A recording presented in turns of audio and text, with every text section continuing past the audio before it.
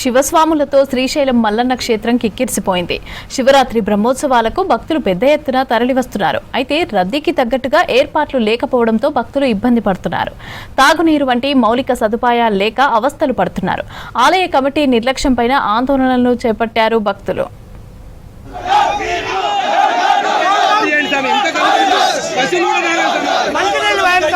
AP Nandyal జిల్లా శ్రీశైలం మల్లన్న క్షేత్రంలో పరిపాలనా లోపంతో శివభక్తులు తీవ్ర ఇబ్బందులు పడుతున్నారు. ఇవాళ మహాశివరాత్రి బ్రహ్మోత్సవాలు ప్రారంభం కావటం, మహాశివరాత్రి దగ్గర పడుతూ ఉండటంతో ఆలయానికి పెద్ద ఎత్తున శివస్వాములు వస్తున్నారు. అయితే రద్దీని అంచనా వేయటం, అందుకు తగ్గట్టుగా ఏర్పాట్లు చేయటంలో పాలక మండలి విఫలమైంది. దీంతో భక్తులకు కనీసం తాగునీరు వంటి మౌలిక సదుపాయాలు లేక అవస్థలు పడుతున్నారు.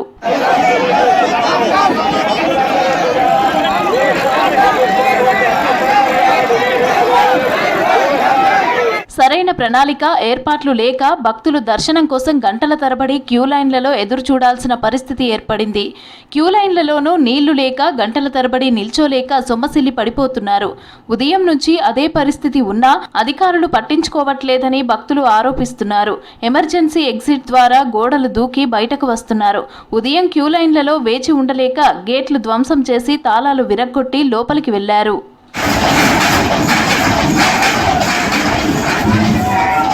శ్రీశైలం ఆలయ కమిటీ తీరుపై ఆందోళనకు దిగారు భక్తులు.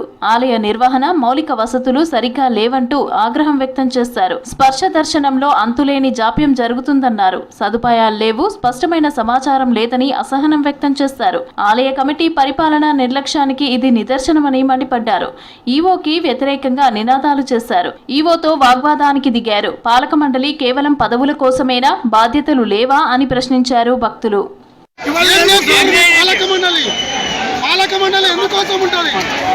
వచ్చే భక్తులకు ఎవరికి ఇబ్బంది కలగకుండా పాలక మండలి, ఆ పాలక మండలి చేతగాలప్పుడు ప్రభుత్వం ఆధీనం తీసుకున్నాం. ఏంది ఎందుకోసం వస్తారు?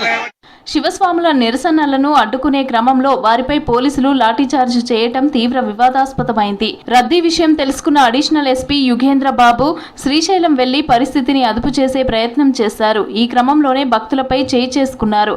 వారిపై లాఠీ ఎత్తారు. అడిషనల్ ఎస్పీ తీరుపైన మండిపడుతున్నారు భక్తులు.